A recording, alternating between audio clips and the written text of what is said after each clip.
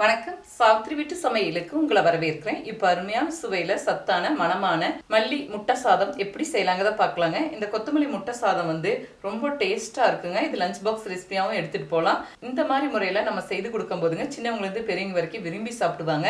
இந்த கொத்தமல்லி முட்டை சாதம் எப்படி செய்யலாங்கிறத பார்க்கலாம். வாங்க இப்போ வீடியோக்குள்ளே போகலாம். 1 டம்ளர் அளவுக்கு பாஸ்மதி அரிசி எடுத்துருக்குங்க. இது 300 கிராம் பக்கம் வரும். இதை நல்லா 2 டைம் கழுவிட்டு ஒரு 10 to 15 நிமிஷம் ஊற வச்சுக்கலாங்க.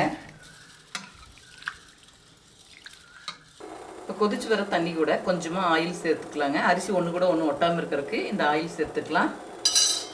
இது கூடவே அரை உப்பு சேர்த்துக்கலாங்க. அரிசி வெந்து வர்றது கூட இப்போ வடித்து வச்சுருக்கிற பாஸ்மதி அரிசியை சேர்த்துக்கலாம். ரொம்ப குழைய வேக வைக்கக்கூடாதுங்க. கொஞ்சம் உதிரியாக இருக்கணும். ஒன்று கூட ஒன்று ஒட்டாமல் இருக்கணும். நல்லா உதிரியாக 75% ஒரு 80% வேக வச்சுக்கிட்டாலே போதும். நல்லா கொதிச்சு வரட்டும். வெந்து வரட்டும். அரிசி 3/4 பதத்துக்கு மேலே. இப்போ அரிசி ஒரு 3/4 பதத்துக்கு மேலே வெந்துருச்சுங்க. இப்போ தண்ணி வடித்து எடுத்துக்கலாங்க. இப்போ தண்ணியை நல்லா வடித்து எடுத்தாச்சுங்க. ஒரு தட்டில் மாற்றி சூடார வச்சுக்கலாம். ஒரு கைப்பிடிக்கு கொஞ்சம் கூடுதலாக மல்லித்தலையை பொடியாக நறுக்கி எடுத்து வச்சுருக்கேங்க. இதை மிக்சி ஜாரில் சேர்த்துக்கலாம். கொஞ்சமாக தண்ணி விட்டு நைஸாக அரைச்சி எடுத்துக்கலாங்க. இது கூடவே கொஞ்சம் காரம் குறைவான பச்சை மிளகாய் 2 சேர்த்துருக்கேங்க. மிளகாய் தூளெல்லாம் சேர்க்கறனால. இது கூட இஞ்சி பூண்டு விழுது இல்லைன்னா கொஞ்சமாக இஞ்சியும் பூண்டு சின்னதாக நறுக்கி சேர்த்துக்கோங்க அரைக்கும் போது. அரைச்சாச்சுங்க. தனியாக ஒரு கிண்ணத்தில் மாற்றி வச்சுக்கலாம். இப்போ முட்டையை பொரிச்சு எடுத்துக்கலாங்க. இப்போ 4 முட்டை எடுத்து வச்சதை பொரியல் மாதிரி செய்துக்கலாங்க. இந்த முட்டை கூடவே கொஞ்சமாக மிளகுத்தூள், இது கூடவே கொஞ்சமாக உப்பு சேர்த்துக்கலாங்க.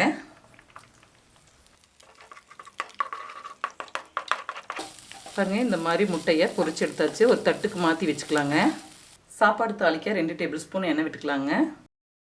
எண்ணெய் காஞ்சிருச்சுங்க. தாளிக்க சிறுதுண்டு பட்டை, 2 கிராம்பு, 2 ஏலக்காய், இதெல்லாம் நல்லா பொரிஞ்சு வந்துருச்சுங்க. ஒரு பெரிய வெங்காயம் பொடியாக நறுக்கி வச்சுருக்கேன். இதை சேர்த்து நல்லா வதக்கி விட்டுக்கலாம். இப்போ வெங்காயம் நல்லா வதங்கிடுச்சுங்க. இப்போ இது கூடவே 2 டீஸ்பூன் இஞ்சி பூண்டு விழுது எடுத்து வச்சுருக்கேன். நல்லா பச்சை வாடை போகிற அளவுக்கு வதக்கி விட்டுக்கலாங்க. இப்போ இஞ்சி பூண்டு விழுதை நல்லா பச்சை வாடை போகிற அளவுக்கு வதங்கி வந்துருச்சு. இது கூட அரைச்சி வச்ச கொத்தமல்லி தழை விழுதை நல்லா பச்சை வாடை போகிற அளவுக்கு வதக்கி விட்டுக்கலாம். இதுக்கு தேவையான அளவுக்கு உப்பு சேர்த்துக்கலாங்க. மல்லித்தலையோட பச்சை வாடை போய் நல்லா வதங்கி எண்ணெய் பிரிஞ்சு வரட்டுங்க. இப்போ எல்லாம் நல்லா வதங்கி வந்துருச்சு. இது கூட தேவையான மசாலா பொடி சேர்த்துக்கலாங்க. 1/2 டீஸ்பூன் மிளகாய்த்தூள், 1 டீஸ்பூன் மல்லித்தூள், 1/2 டீஸ்பூன் கரம் மசாலா தூள். இப்போ எல்லாம் மசாலா பொடி சேர்த்து நல்லா வதக்கி விட்டாச்சுங்க. இந்த மாதிரி நல்லா வதங்கியிருந்தால் தான் சாதம் நல்லா டேஸ்ட்டாக இருக்கும். இது கூட வறுத்து வச்சுருக்கிற முட்டையை சேர்த்துக்கலாங்க. இது கூடவே உதிரியாக வேக வச்ச பாஸ்மதி அரிசி இன்றைக்கி நான் எடுத்துருக்கேங்க. நீங்கள் நார்மல் சாப்பாட்டு அரிசிலையும் கூட செய்துக்கலாம். இப்போ மெதுவாக ஒன்று சேர கலந்து விட்டுக்கலாங்க. டேஸ்ட் பார்த்துட்டு உப்பு பத்தலைன்னா உப்பு கொஞ்சம் சேர்த்துக்கோங்க, பொடி உப்பு. அதே மாதிரி காரம் பத்தலைன்னா கொஞ்சம் மிளகுத்தூளும் கூட இந்த பக்குவத்தில் நம்ம கலந்துக்கும் போது சரியாக இருக்கும். இப்போ நல்லா ஒன்று சேர கலந்து விட்டாச்சுங்க.